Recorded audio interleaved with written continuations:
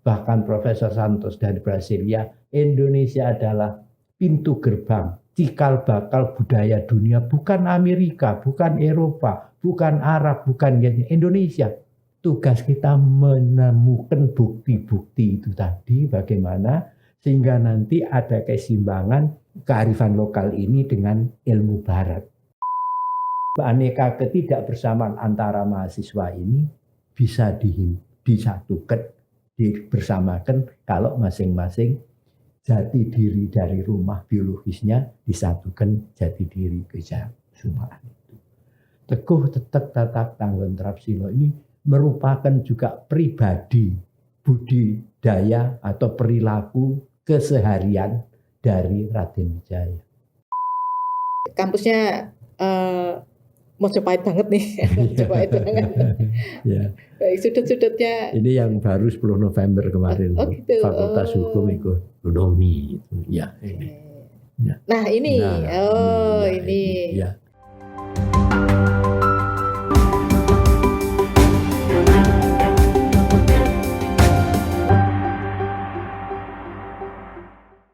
Salam pendidikan. Berjumpa dengan saya Endah Imawati dari Tribun Jatim Network. Hari ini kita berbicara spesial tentang kampus yang istimewa di Surabaya. Mengapa saya sebut istimewa? Karena begini ceritanya. Kita nanti akan berkisah panjang tentang kampus istimewa ini. Ketika orang-orang mengejar kemodernan, ada metaverse, ada teknologi ini dan itu dan semuanya dikejar ke sana. Kampus yang ini justru dia menguatkan jati dirinya. Penguatan jati diri ini menjadi istimewa di masa sekarang karena sejak dari pucuk pimpinan sampai dengan seluruh civitas akademika, ini semuanya bersepakat bahwa kearifan lokal itu menjadi jati diri. Ini kampus yang istimewa. Di manakah itu? Nama kampusnya Universitas Wijaya Kusuma Surabaya. Hari ini saya kedatangan tamu istimewa karena Ketua Yayasan Universitas Wijaya Kusuma datang di ruang Tribun Jatim Network. Beliau adalah Dr. Randes Sudiyatmiko MM. Nah, ini harus pelan-pelan mengucapkannya karena ejaannya masih lama. Baik Tribuners, para mahasiswa, Bapak Ibu, selama kurang lebih 1 jam ke depan kita akan menggali. Ini mengapa kok kampus Universitas Wijaya Kusuma Surabaya ini justru mengambil langkah berbalik dulu, melihat ke cermin, kemudian melihat jati diri. Oh, seperti inilah kampus yang unik ini. Keunikannya ada di mana? Keunikannya ada di menjadi kampus budaya. Loh, asik kan? Menjadi kampus budaya. Baik, saya awali perbincangan ini dengan Pak Jat. Biasanya beliau begitu disapa. Terima kasih rawuhipun Pak Jat. Terima kasih kedatangannya. Terima kasih sudah meluangkan waktu bersama kami. Pak Jat. Ya, ini kampus budaya. Ya. Nah, ini di era semacam ini kemudian kampus ini melabelkan diri menjadi kampus budaya. Ya. Mengapa begitu? Ya. Silakan Pak Jat. Baik. Jadi yang pertama, pengertian kampus itu bukan hanya sarana proses belajar mengajar, tetapi dia juga tempat pewarisan ilmu dan tidak kalah pentingnya pendewasaan dan pembudayaan manusia. Sehingga kampus sendiri itu sudah merupakan pusat budaya di samping budaya-budaya yang ada di masyarakat. Jadi kampus itu budaya. Ini yang perlu Nah, kemudian karena itu kalau dulunya atau sekarang terkenal adalah Tridharma Perguruan Tinggi sebagai tugas pokok perguruan tinggi, menjadi arahnya nanti menuju kepada Catur Dharma Perguruan Tinggi. Kalau Tridharma Perguruan Tinggi itu tugasnya penelitian, pengabdian, dan pengajaran. Yang satu ini pewarisan. warisan itu budaya. Karena budaya itu intinya adalah pendapat, budi, akal manusia yang bisa diterima sekelompok masyarakat dan bisa ditularkan dari generasi ke generasi. Itu budaya itu. Nah, itu yang pertama. Yang kedua, setelah kita tahu posisi kampus sebagai pusat budaya di samping budaya masyarakat, mengapa ini di hari ini diperlukan? Memang ada penyakit yang sedang dihadapi masyarakat, yaitu cinta pada budaya dan menghargai budaya itu lemah. Mengapa saya katakan lemah? Indonesia adalah negara terbesar, terluas kemaritimannya. Menjadi tempat orang asing suka belajar dan melihat aneka budaya dari Indonesia. Tapi tidak seimbang dengan semangat masyarakat untuk bagaimana melestarikan budaya itu. Malu kadang-kadang. Nah, ini bahaya karena apa? Warga negara ini wajib untuk mencintai budayanya, melestarikan budayanya dengan cara yaitu mengembangkan, memelihara, dan sebagainya. Nah, secara lebih detail, pelajaran-pelajaran di sekolah itu umumnya adalah orientasinya ilmu dari Eropa, orientalis. Jadi kita harus berjuang bagaimana agar pelajaran di sekolah itu ada keseimbangan antara pola pikirnya Eropa dengan pola pikir lokal Indonesia itu. Itu sebabnya di Muhammadiyah itu catur dharma itu dikembangkan. Nah, setelah waktu ini dikembangkan, mungkin sulitnya adalah bagaimana polanya. Untuk menemukan polanya, itulah yang harus kerja keras mengadakan penelitian. Penelitian untuk menemukan siapa yang tidak mengerti bahwa Mojopahit terbesar di Indonesia. Bahkan Profesor Santos dari Brasilia, Indonesia adalah pintu gerbang, cikal bakal budaya dunia, bukan Amerika, bukan Eropa, bukan Arab, bukan Indonesia. Hasil temuannya selama 13 tahun mendalami itu. Nah, tugas kita menemukan bukti-bukti itu tadi bagaimana sehingga nanti ada keseimbangan pelajaran lokal ini, kearifan lokal ini dengan ilmu barat.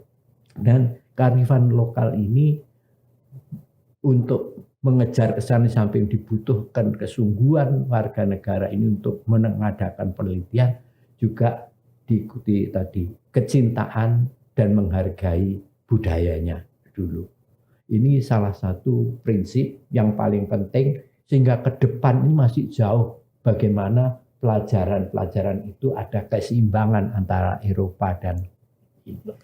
Sementara kesan Timur itu kan jadi objek penelitian. Betul. Padahal kita memang ini begitu, ada Pak. subjek. Nah, untuk subjeknya itulah yang kurang kuat kita melakukan penelitian sehingga menemukan situs, menemukan tata sosial, tata ekonomi apa yang dilakukan Mojopahit sehingga bisa menguasai sampai Asia Tenggara besarnya. Nah, dalam hal ini maka salah satunya kehidupan dunia ini yang tidak pernah diam. Karena hidup itu koma. Jadi perubahan berjalan terus sedemikian rupa sehingga dunia itu menjadi panggung perubahan. Karena itu dibutuhkan pemimpin yang berjiwa siap mengatasi perubahan. Karena tantangan itu akan berjalan terus-menerus dan kita harus siap menghadapi tantangan-tantangan itu untuk tidak takut, mantap, dan untuk mantap itu manajemennya 5C. Apa Jadi itu pertama adalah change, challenge, kemudian komitmen, chance, dan choice. Jadi kita siap menghadapi perubahan sebagai tantangan, ada komitmen ditangani sampai menemukan kesempatan dan kita pilih choice mana yang cocok dengan kita. Nah, karena hidup penuh perubahan, maka kuncinya salah satu adalah manusia harus berjati diri. Harus punya ciri khas, sifat dan lain sebagainya. Kepada mahasiswa UWKS kita tanamkan untuk siap menjadi pribadi yang berjati diri kewijayakusumaan. Seperti apa itu, Pak? Nah, kewijayakusumaan ini yang membingkai suatu membingkai suatu semangat anggung wimbuh linuwe tumbuh berkembang lebih baik dalam bingkai kebersamaan dengan 5T, yaitu budaya, sikap, jiwa, luhur, dan berketeladanan, teguh, tetek, tatak, tanggon, dan trapsilo. Inilah yang jadikan jati dara. Jadi aneka ketidakbersamaan antara mahasiswa ini bisa disatukan, dibersamakan kalau masing-masing jati diri dari rumah biologisnya disatukan jati diri kewijayakusumaan itu. Teguh, tetek, tatak, tanggon, trapsilo ini merupakan juga pribadi, budidaya atau perilaku keseharian dari Raden Wijaya. Teguh artinya kokoh di dalam memegang pendirian, tidak mudah goyah oleh rayuan. Tetek, tahan, tatak, tidak takut walaupun ancaman, gangguan mempertahankan itu tidak kecil. Nah, setelah teguh, tetek, tatak diwujudkan, maka dia menjadi manusia tanggon. Tanggon itu artinya dapat dipercaya, sehingga dia di mana-mana diperhatikan orang. Dan yang terakhir, jangan lupa tidak boleh kesombongan, tetapi justru harus keagungan yang disebut trapsila. Itulah T5 inilah yang dinamakan kewijayakusumaan. Inilah jati diri warga Universitas Wijayakusuma Surabaya. Kok dapat itu loh, Pak? Ya. Prosesnya itu kan pasti panjang, lama. betul. Ya. Jadi begini, mengenang masa lalu itu bagus historis. Kalau kita melupakan menjadi orang ahistoris itu lebih berbahaya. Sama ini, tatkala pendiri yayasan dan pendiri universitas ini memilih nama Wijaya, itu yang menjadi pemikiran saya. Kemudian lambangnya pakai penataran. Ini semua terjadi, Wijaya ini orang Mojopahit, pendiri Raja Mojopahit. Kemudian penataran itu lambang yang juga di masa Mojopahit. Berarti ini di benak para pendiri dulu ada pemikiran bagaimana ya bisa maju universitas ini seperti majunya kerajaan Mojopahit. Itu yang menjiwai. Nah, untuk menemukan itu di mana? Maka ditelusurilah kepribadian, perilaku sehari-hari yang luhur dan berketeladanan dari Raden Wijaya yang dinamakan T5 itu. Itulah yang kami boyong untuk menjadi karakter dari ini. Jadi asal tidak lepas dari sejarah para pendiri memilih nama. Di samping itu juga menguntungkan nama Wijaya itu bukan karena prestasinya itu, tapi nama itu sendiri yang lahir dari orang tuanya mengandung arti kemenangan. Jadi kalau ada berhasil, saya itu memikirnya barangkali ini rahmat dari nama Wijaya itu. Setelah menjadi raja pertama, dia mengambil gelar Brawijaya. Artinya Wijaya yang bersinar. Berarti kemenangan yang bersinar. Itu yang kita pelihara agar terus dimasyarakatkan kepada seluruh kampus, warga kampus, termasuk mahasiswa, dosen maupun karyawan. Pak Jat, kalau itu kan filosofinya seperti itu. Ya. Nah, ini kan secara fisik, secara non fisik, ini kan harus tetap ada sampai sekarang. Ya. Saya pengen tahu secara fisik seperti apa. Ya. Jadi memang jati diri ini tidak cukup difaham, tapi harus dihayati. Faham artinya mengerti dengan kekuatan nalar. Ya. Tapi kalau hayatan, pengertian nalar dimasukkan di dalam jiwa, raga, hati, sehingga keluar refleksi dimanapun, kapanpun, siapapun, tidak bisa dirubah. Itu mesti orang Wijaya-Kusuma. Ini tentang penghayatan. Nah, untuk mewujudkan itu, setiap mahasiswa baru ditanamkan melalui proses yang namanya napak tilas. Jadi mahasiswa ini perjalanan dari Surabaya, rumah-rumah pendiri, kemudian ke Mojokerto, ke tempat Mojopahit ini. Di sana kan ada ompaknya Sokol yang Mojopahit yang masih ada sampai sekarang itu. Kemudian sampai ke Blitar, ke Candi Penataran. Dan di sana dijelaskan candi bukan hanya tempat pembuangan abu saja. Itu kan pandangan negatif ya toh. Bukan. Pejabat, orang yang akan menjabat di Kerajaan Mojopahit itu harus ditatar dulu di lantai 3 dari candi itu. Karena itu di miniatur Candi Universitas saya beri perpustakaan ke Mojopahitan. Sudah 110 buku sekarang. Di kampus ada miniatur candi. Sebentar. Ada fotonya enggak ya? Foto kampus adakah? Minta tolong kalau ada supaya ini teman-teman di luar sana juga memahami, tahu benar. Kalau ini ini bangunannya aja sudah candi benar nih. Yang di tengah itu. Tengah itu ya. Baik. Tribuners, ini kampusnya. Iya.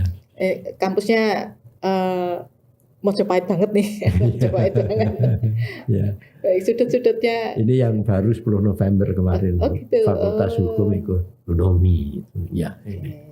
Ya. Nah, ini. Ini. Ya.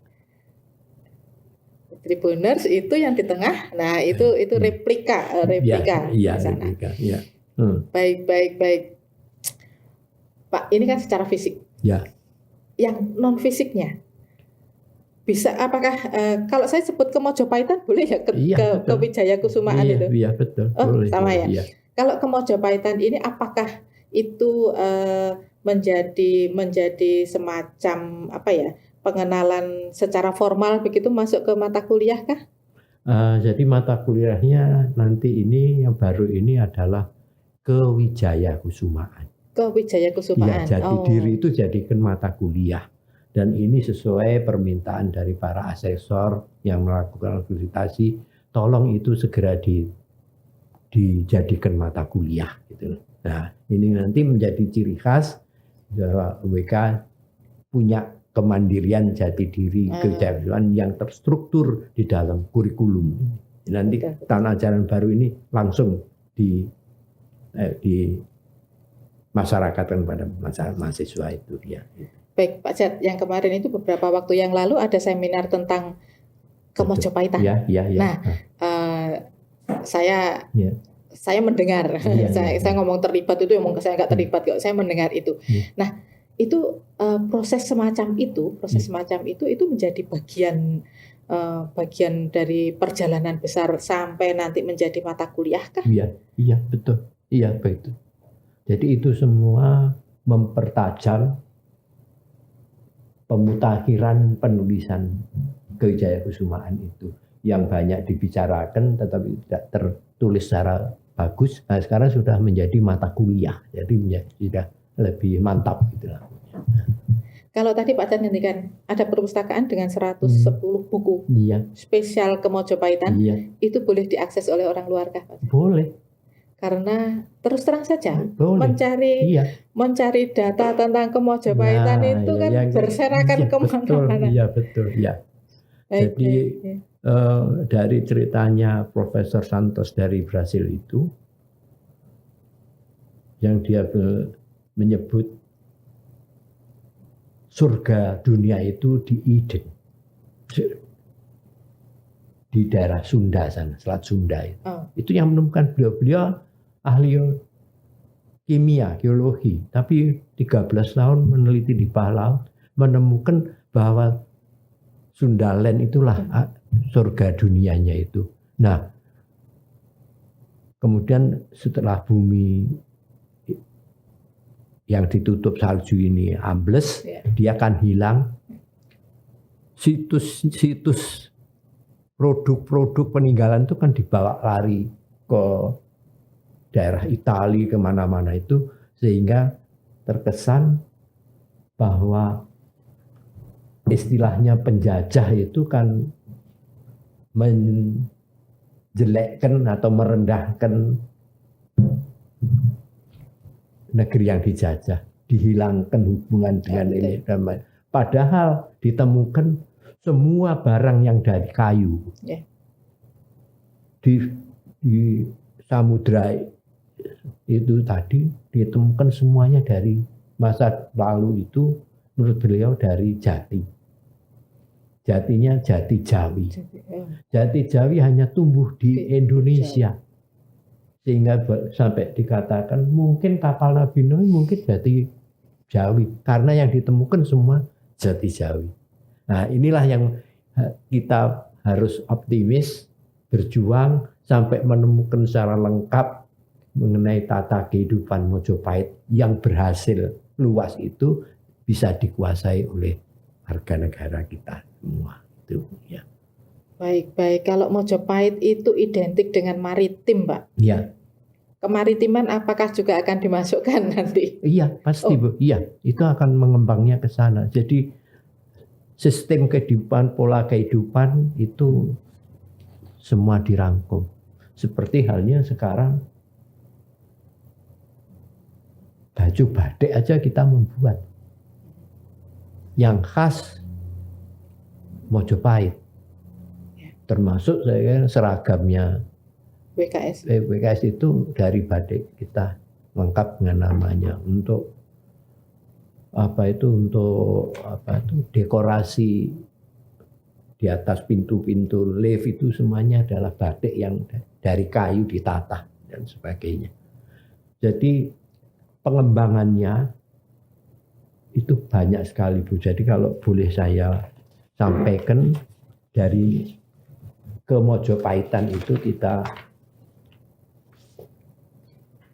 bisa membangun Twin Tower yang berwawasan budaya.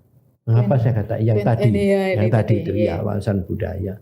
Di sana salah satu yang kanan itu ukiran daun pintunya jenis batik yang namanya Suryo Mangrangsang. Sedang pintu satunya yang monumen sana pakai Suryo Kawung.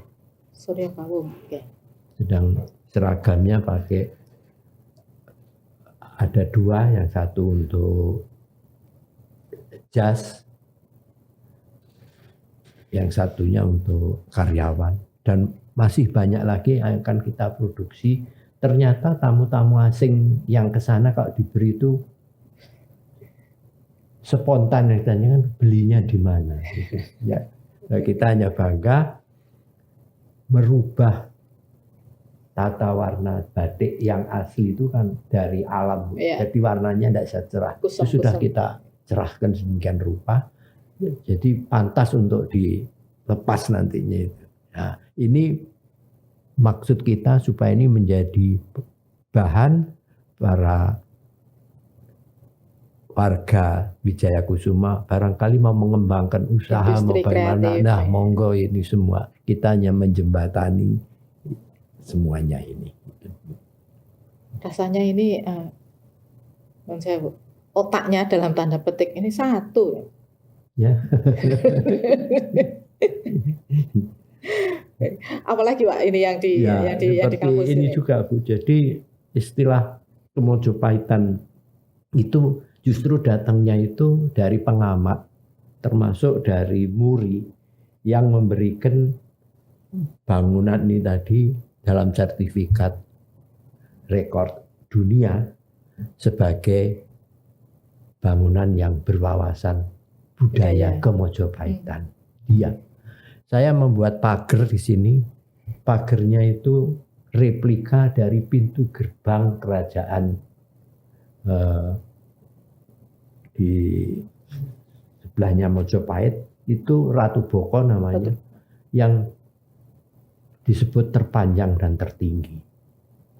Jadi itu adanya di sebelah selatan Candi Prambanan gitu. Saya ambil, saya terapkan di ini, ternyata sangat menarik. Kita membuat meja di lobi itu dari batu besar separuh ini. Setiap mejanya. Separuh batu besar, batu kali itu. Ngangkatnya. Iya itu ngangkatnya itu udah memikirkan itu bagaimana. Dari jalan ke sana itu berapa jam. Kita pakai ini. Kemudian kursinya pun tidak bisa diangkat dari kayu-kayu jati yang sepan itu kita gabungkan ya, tapi digabung-gabungkan sehingga jadi artinya membekali orang-orang itu bahwa kita perlu kreasi dari apa yang tidak berguna bisa menjadi berguna. Itu tugas manusia, jadi tidak ada hentinya. Bahkan juga kita mampu menggunakan serpian granit Bu. Kita campur semen, kita buat vas besar bunga, motifnya motif Mojopahit. Nah itu beratnya luar biasa, tidak sama dengan semen. Sungguh-sungguh berat, jadi banyak pertanyaan. Membuatnya juga cukup sulit itu. Jadi sampai sekarang juga sedang dilakukan fermentasi buah mojo yang orang melihatnya hanya di kuburan. Ya. Iya. Nah itu sudah tes 2 tahap lulus, sekarang tinggal BPOM. Dijadikan apa Pak? Nah itu untuk obat Bu, untuk obat dalam. Tapi yang aneh itu begini, daging mojo itu terkenal pahit. Ya. Tapi setelah fermentasi warnanya menjadi coklat tua, kayak petis. Ya. Anehnya waktu saya nyoba, manis Bu, manis sekali. Kaget saya tuh kok bisa. Nah dari situlah saya makin yakin bahwa ini bisa bermanfaat. Kalau dari BPOM nanti sudah keluar, maka saya membantu pembiayaan untuk yang tahap 2 kali pemerintah. Sekarang masuk ke BPOM, hasilnya bagaimana. Tapi pribadi-pribadi tetangga sudah banyak yang membeli pada Ibu. Ini seorang dosen biologi dari Wijaya Kusuma. Jadi terapan-terapan Kemojopahitan itu juga pada arsitektur. Jadi orang melihat pada waktu membangun yang pertama ini Bu, itu dibuat oleh seorang guru besar bidang arsitek. Karena saya bukan insinyur, cuma saya pikir kok sama seperti yang di mana-mana. Saya minta tolong kepada dosen TS yang jadi pemborong, Pak, enggak bisa Pak dibuat begini-begini, yang nafasnya itu adalah miniatur Candi Penataran, agar sejarah saya ini berbicara. Tidak hanya batu hitam saja. Gak sampai seminggu datanglah, saya belum kenal, datanglah sang profesor itu. Dia bilang, saya setuju dengan gambar Anda. Maka jadilah itu ya, itu sejarahnya. Nah setelah itu yang kedua, tower yang kedua, itu pernik-perniknya yang saya garap itu. Yang saya bilang tadi. Di atas pintu kayak Makara. Iya, batik ini tapi saya tatah menjadi kayu. ya pintu-pintu masuk itu semuanya banyak yang kemudian kita punya apa itu tiang-tiang di dalam itu yang dari besi. Ya. Kelihatannya kok nggak enak ya bangunan zaman dulu kok besi. Maka besi itu kita cat warna kayu sehingga orang taunya kayu padahal itu semua besi. Jadi kreativitasnya itu lahir sendiri dan kemauan untuk mewujudkan apa yang ada di benaknya para pendiri itu menjadi lebih nyata. Pada mulanya kami mengalami ada dosen yang kurang setuju.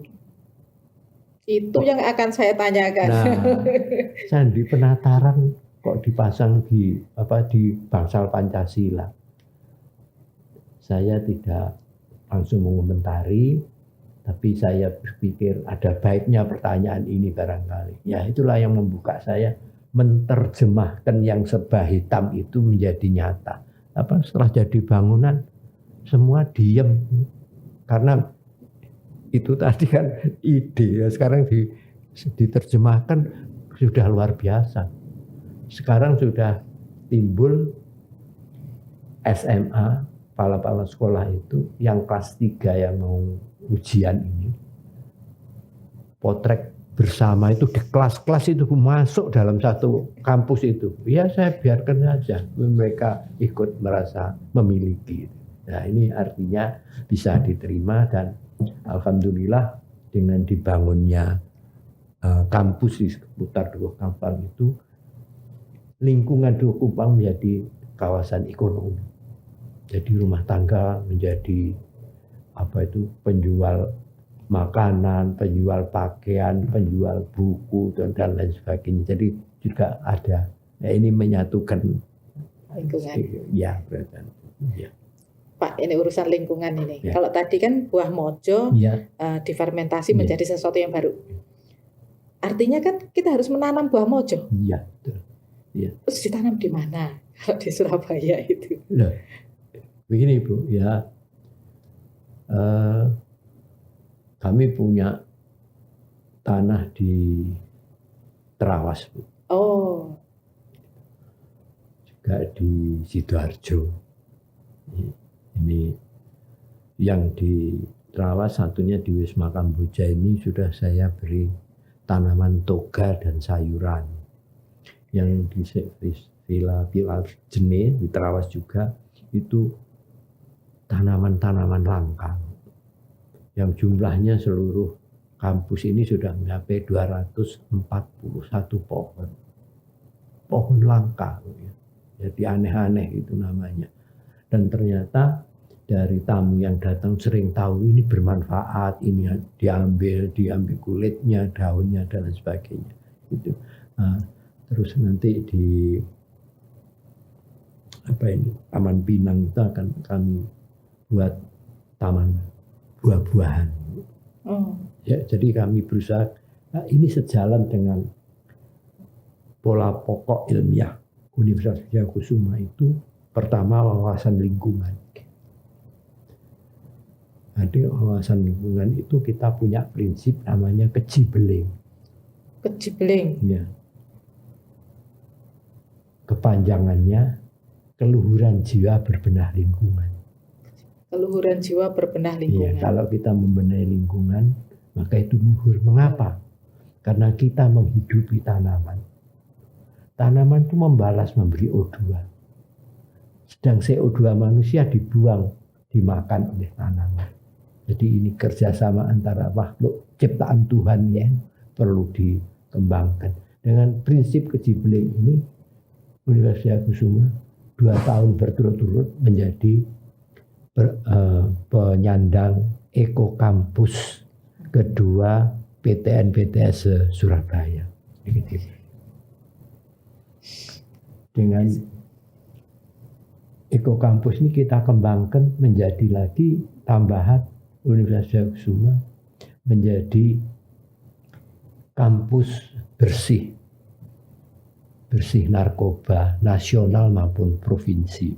Jadi ini 2 prestasi yang berkaitan dengan Eko Kampus. Di samping itu, pola ilmiah pokok yang kedua Universitas Wijayakusuma itu juga berwawasan kewirausahaan.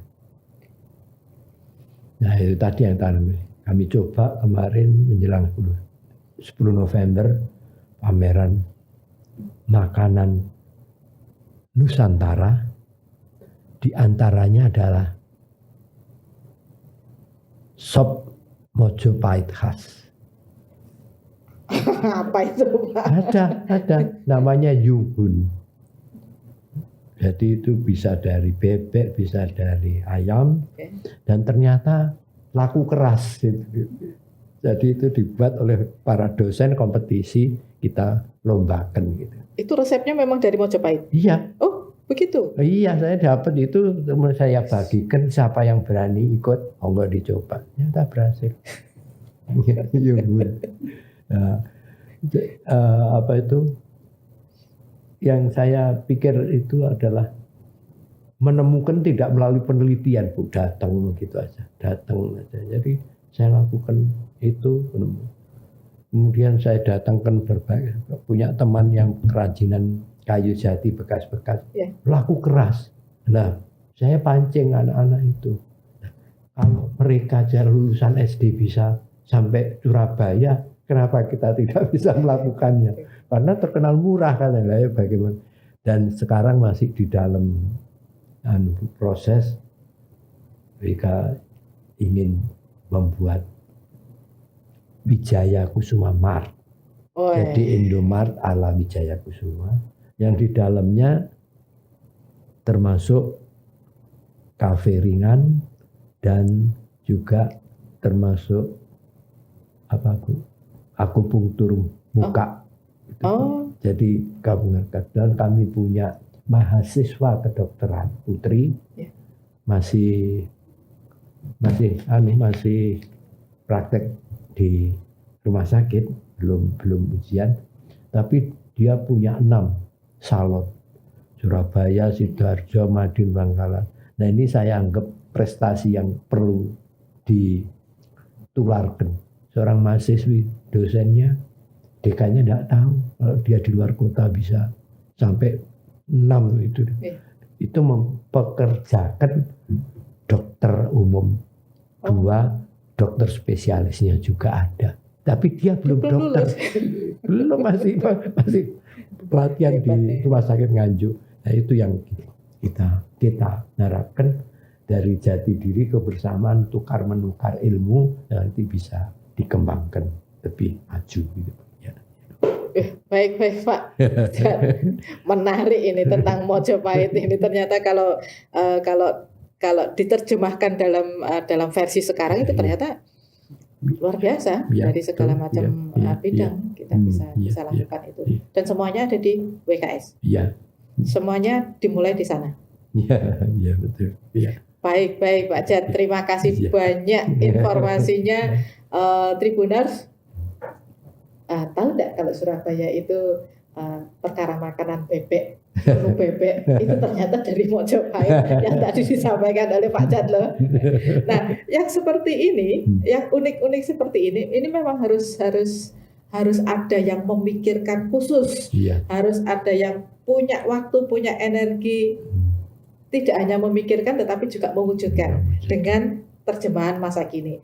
Nah, itu semua ada di Pak Jat. Saya berharap bukan hanya Pak Jat yang seperti ini, karena itu lapis bawahnya, lapis berikutnya. Bayangan saya jika memiliki